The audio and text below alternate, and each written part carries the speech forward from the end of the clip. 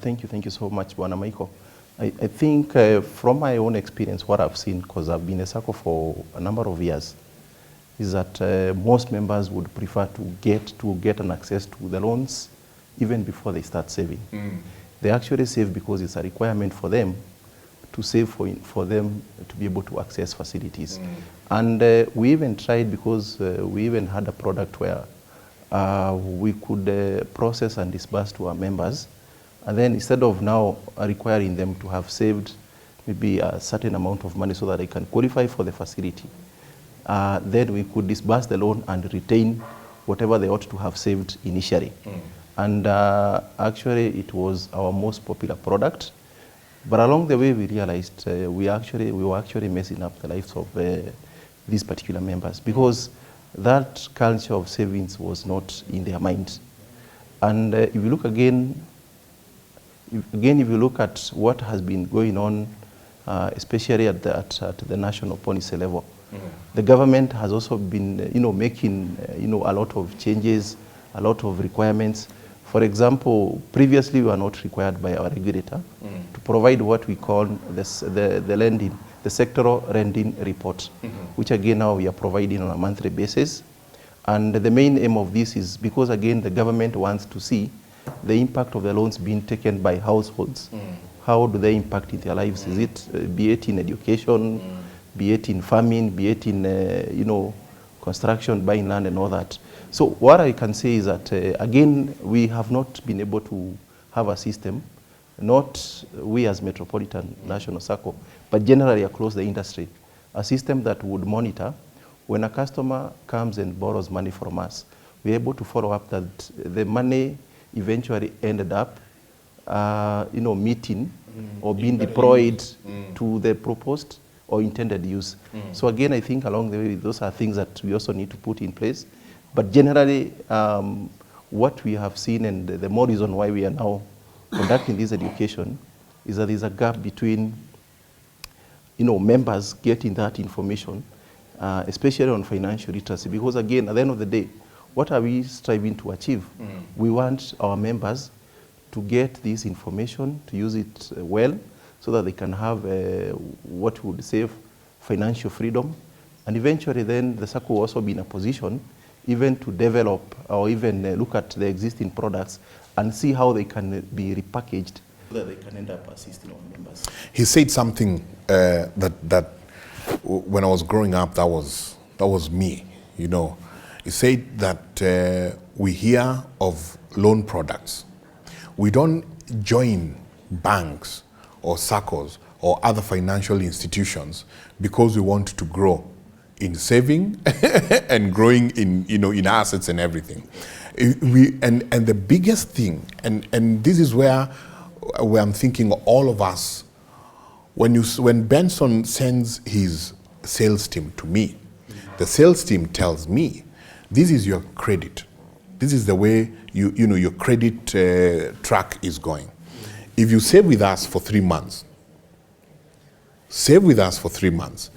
you'll be able to get a loan of, say, 2 million shillings. And I don't hear anything else. I hear 2 million shillings loan. How do we disconnect people from just hearing the loan part of it, but to see growth? Yeah. Well, it's quite deep because it requires a process of education. It's said that, from the scriptures, my people perish due to lack of knowledge. I think that's one of the things that is really underestimated.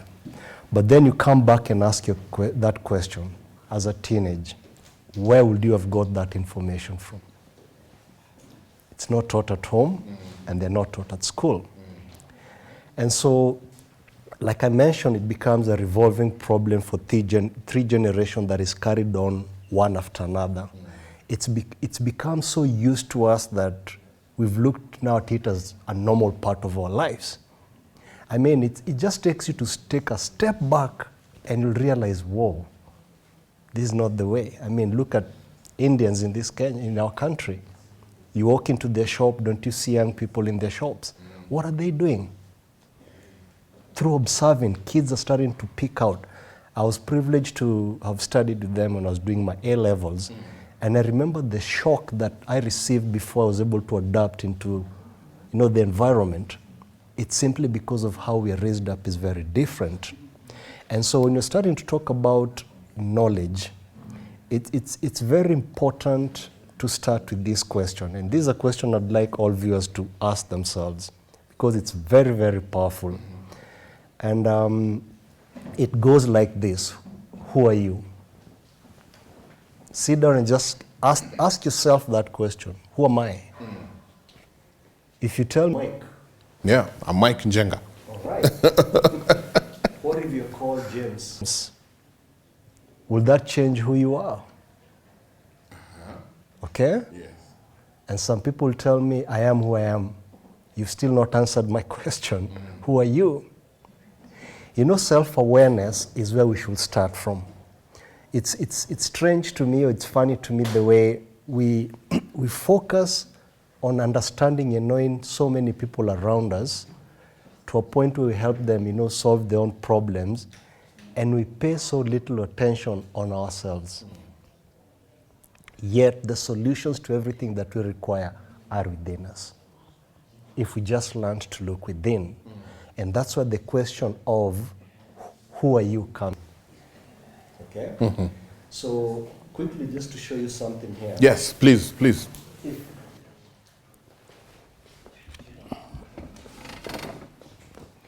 And this is very important for viewers to understand. So I want to look at it from a point of view, let's say from religion. We are told that in the beginning there was the Word. So what I want to do, given my background, is I want to sort of create a model that can make us visualize, because that is going to help us understand who we really are. So let's assume this is all that was there, okay? So this is the beginning. Now we are told that in the beginning there was the Word. So this is the Word. And the Word was, okay? They say it was God, or whatever you want to call it.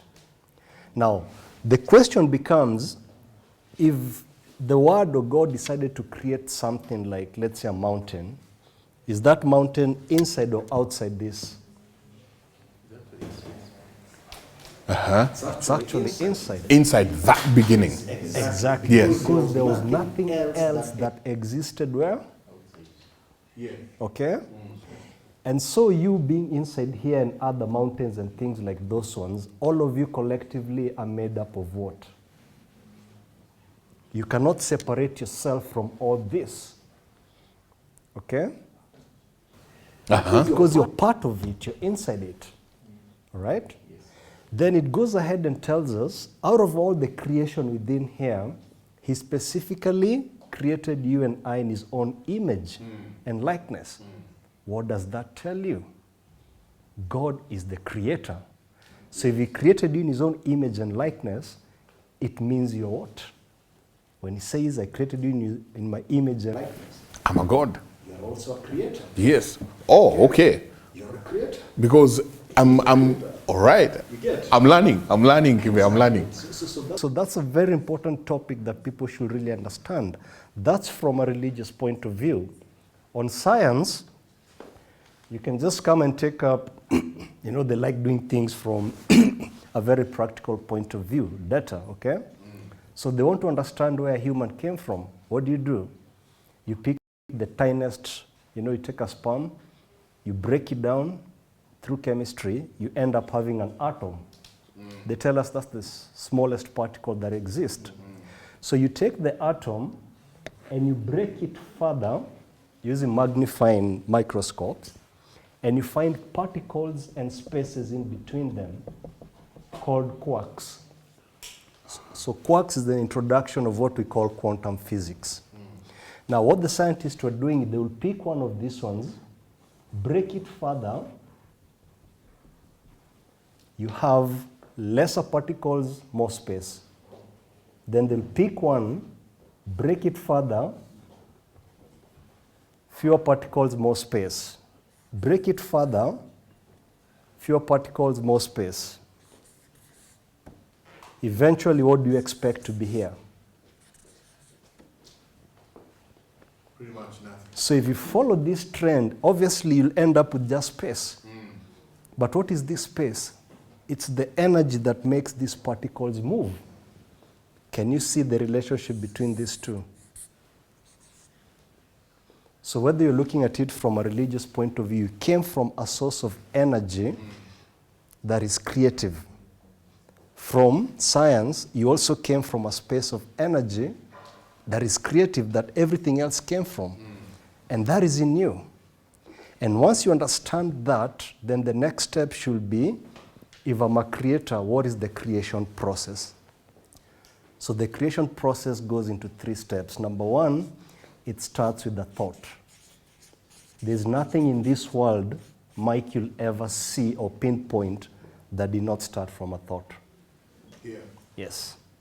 So that's the first engine of creation. Okay? So when God tells us He created us in our image, we need to understand that we are always creating. It's only that we do not know, because we're always thinking. Always thinking. We're always thinking. Yes. Okay? Now the second step of that is word. Now word can come in different forms, writing, speaking, if you combine. So the more you're precise, you start attracting. So the best way to think about the creation process is to think of your mind as a magnet. What you think about, you bring about your life. The more you think about it, something, and you're passionate about that, you attract it to your life. Now the third one is basically a repetition of these two over and over. So if you look at your life, you'll realize, so the things you keep thinking about a lot are actually happening around you. And that's even parents tell children, be careful of the company you keep. Yes. Because that also affects your thoughts. Because when they're speaking, you're listening to them, and there's something you're processing about what they're talking about. And so from this point, you realize that the most powerful tool that God gave us as humans is actually the mind. This is what people don't understand. And that's why I keep insisting it's a mindset. Okay? Now, once you get to understand this, because the thought process goes at the mind, not the brain. Okay? It's the mind. Now, we come to the next part where now we want to understand a human. And we can sum a human into these 3 parts: the soul, the mind, and the body. Now, the body will never do anything without instructions from the mind. So when I think I need to stand up, Yes. my body stands up. Yes. Because it started in my mind. Exactly. Okay. So this becomes what we can say dependent on this. That's why people say, if you see an action of someone, it can tell you what goes on in their mind. If I walk into your room, I can tell your personality. Yes. Depend on how you put your things. It just reflects automatically. Because your room is a reflection of what your body does. In terms of arrangements and things like those ones. If you're untidy, it will come out. Starts in the mind. Everything starts from here. Okay? Now, I'm not going to go into this discussion, but this also feeds here, and sometimes it can go direct. But I want to focus on this because this is what now separates us from any other thing that was created. Okay? Because it helps us to think differently. Now, remember I said, I've created you in my own image and likeness. Yes. Now, I've taken you through the process of creation. Now, when you come to the mind, I now want to introduce what I call the subconscious mind and what I'm calling the conscious mind. What is the subconscious? The subconscious mind is that part of you that just reacts. It never thinks. Okay? So if someone slaps you and you slap them back, that's a reaction. You didn't think. That is coming from the subconscious. Okay? Conscious is the part that thinks. It takes time to analyze and make logic. Okay? So understanding these two now, we come to the age I talked about. So 0 to 7 years, they operate 100% from this. So to them, they're just downloading. And if you want to believe this is true, pick a child who is 4 years old and assume you're standing across the road and they're looking at you, and they see you, Mike, the first reaction will be what? Run towards you. Yes. Because the mind, the conscious part has not elevated to interpret this is a road, and the road therefore means danger. So this is the truth of what people need to understand. Now, once you get above 7 years, this drops to 95%, and this is the trick. And this takes up 5%. So what this is telling us is, even you as a grown-up at this age, you are not aware of 95% of what your body does on a daily basis. Your body is always up to something from the moment you wake up. When you're at that age? Even now at your age. Even this? Above. Oh. When you're going to sleep tonight, ask yourself this question. Let me recall the number of things my body did, and let's see what percentage you'll come up with. Andrew, is that scientifically proven? It's logic. They're still working on the science part of that, okay? But they're almost breaking through this. There's a new term they're using in psychology to bring this thing to light, because this is where now a lot of problems come in. There's a religion called Jusitsu, something like that, that states, show me a child who's 7 years old, and I will show you the adult. Why are they saying that?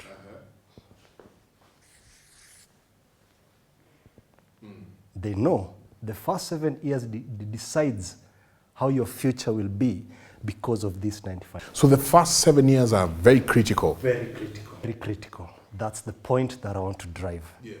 So now, the other thing I want to point out is, after 7 years, when you're learning something, you're now paying attention to what I'm talking about. You're thinking. That's the conscious part.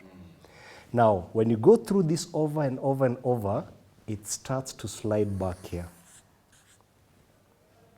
Over and over until it becomes something you don't think about. A good example will be driving a car. So when you're starting when you're 18 years, you're being told, hey, step on the brakes, do this, do that. You're trying to coordinate a lot of things. That's the conscious trying to work. But 1 year down the line, after you're very good in driving, you don't even think. You just get into the car and you work. So it means that experience has sunk into your subconscious mind.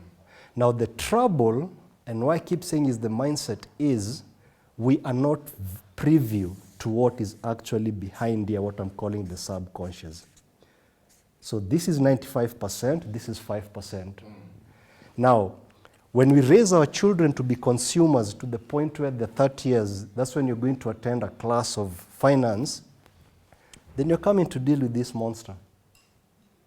Because this monster has the wrong mindset, but you're not aware of that. So when you're being taught, it's the conscious that is thinking, this is making sense. So I want to go outside there and put these things into practice. So you try the first time, the third time, it's not working. Why is it not working? You're not aware of this. So for viewers, this is very important to understand that it's not that it's not working. It's just that the programs you've been programmed since you're a child are too deep. For you to actually bring this thing down and replace it is going to take time. So the way we are wired from 0 to 7, rewiring now will have to take time. Exactly. Because it took the same time to build that. But now, depending on how aggressive you are and how passionate you are, you can knock this thing very fast. And that's why they say surround yourself with people who want to achieve the same dream as you. Yeah. Because now that becomes a collective thinking, which means the energy is coming from all people around this. So this is very powerful. And this key thing that I wanted to take the viewers through. So when it comes to money, understand that there's a way you've been programmed to work against what you wish to achieve. And so you need to understand that the first point of contact should always be reprogramming your mind. And that is going to take time. Even before you come now to the knowledge, you need to be aware. Yeah. You know, it's mind-blowing, Benson, because I keep thinking the things we have gone through, the things we have been programmed, then here I am bringing up a child. not knowing myself that the first 7 years of my life were very critical. And I start bringing up another human being, taking them over and over what I went through. They will again come and take another human being. And this is the reason why now you have decided to come and start rewiring people, they start doing this. I want to take you back now to a very critical point where you talked about you also want to start now thinking about the young people. Yes. Not just their mothers and fathers who are coming to save with you, because clearly with what I'm seeing here, the way I'm wired, I'm going to wire somebody else. Yes. Sure. I'm going to wire somebody else the same way. So what methods, what inroads, what are you doing, especially with the young people? Because I'm seeing, like, as Kibe is talking, this is where we really need to be, even to those parents who are watching tonight. Might allow me to take you back a bit, some 10, 15 years ago. The experience we had with our members is that hardly would they make a decision as far as borrowing is concerned. They would first walk into our office. We take through them through how their accounts are, more or less trying to give them a personal financial advice. And with that advice is what now made them to make the decisions that they made then.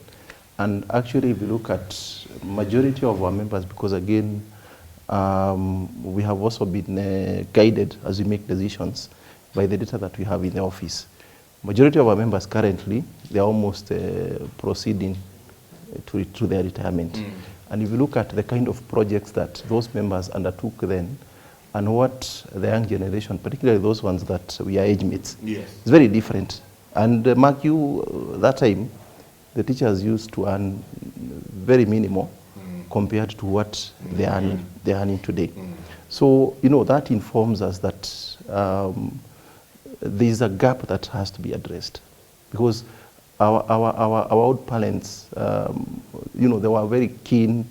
They could come and get that knowledge from us, and they could also make sure that the same is also shared or impacted with, especially with the youth that they interacted with, especially at school. So we believe now that along the way, we have adopted to the modern ways of doing things, a lot of technology, a lot of internet, Google and all these things. And to some extent, we have even left our kids, to be guided by whatever they are seeing in the social media, in the Google and all that. And that is what has prompted us to, to come to this very important exercise that, yes, we have the knowledge. Kibe is an expert in personal financial management. He has the knowledge. We want to make sure that this knowledge is equally shared with not only the youth, not only the teenagers, but also, our old members. Because again, as Kibe will teach us as we move on, no one is late, even at the age of 60, to start savings. It's very important to note that. So what we intend to do is that we believe that once we're able now to share this information with their youth, especially the teenagers and the young adults, before they even, they start, earning their money, definitely this kind of information will impact positively in their life. And I would also want to share my experience, what I've seen and what I've been able to observe over time. That the right time to start making investments is when you're at the age between 25 and 40. That is the best time. Yes, that's personal experience. If you miss on this one, definitely you end up. But you keep saying life begins at 40. And you know why? and again, the way we've been wired is that, you know what? Life begins at 40. Let me take it easy. Let me do Naivasha. Let me do whatever else. Let me have fun. I'll start when I'm 40. I want to change that narrative, that perspective, because I'm saying from my personal experience, the best time to invest is between 25 and when you're 40. Because immediately when you hit 40 and you're in your early 40s all the way, that's when you have a lot of bills to pay. It's like you're running. Today is fast. There are bills to be paid today, rent, name them. Around 10th, you have to pay internet. You have to pay for for gas, and so many other expenses. So you'll find that every other time your money, comes in, the next thing you don't have it. You can't it's gone. You're borrowing. Yes.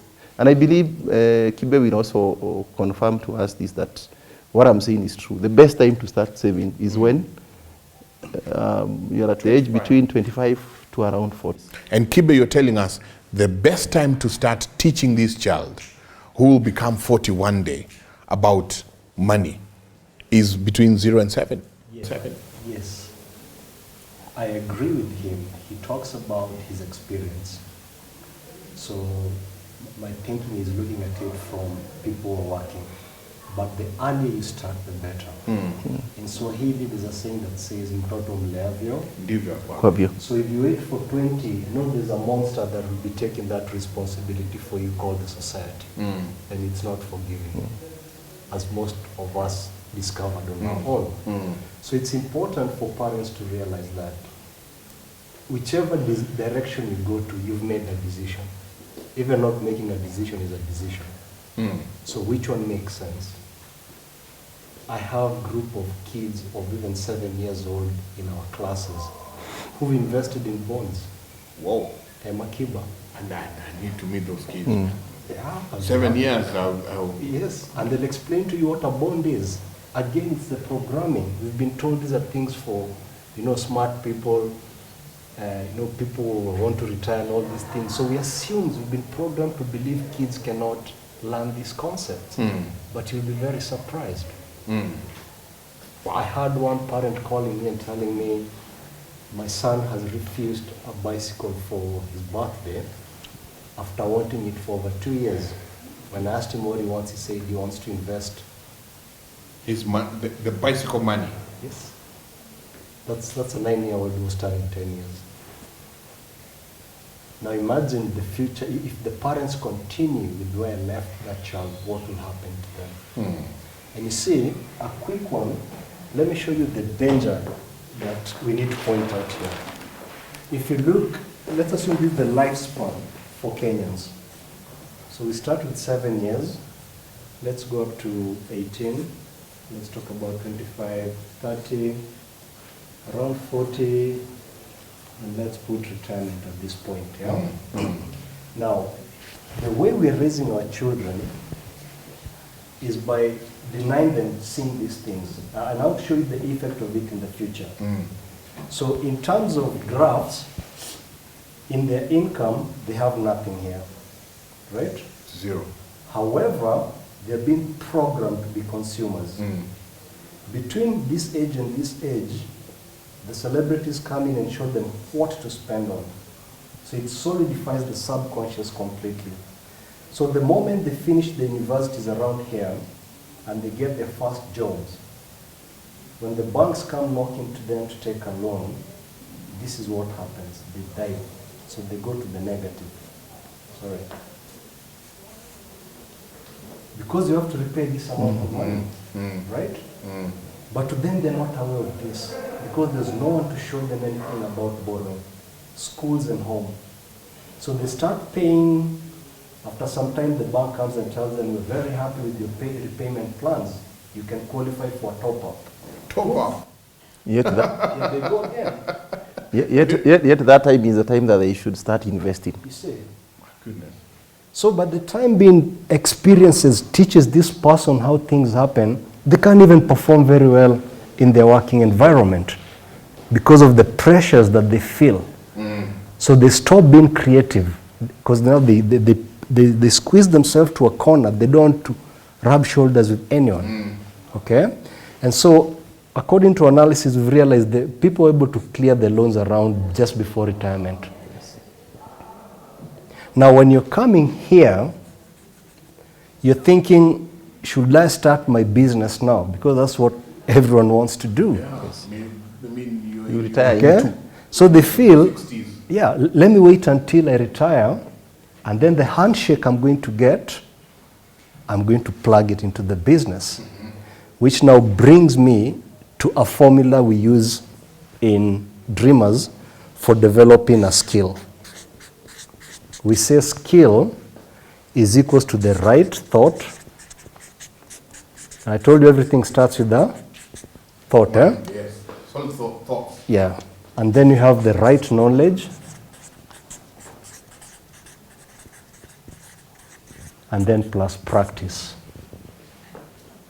This is the formula we use.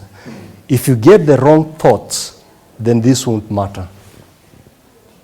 So it all boils down to thoughts. Exactly. That's where it starts. Everything starts from there. Mindset. Now imagine this person retiring here. What are the thoughts he has? Yeah.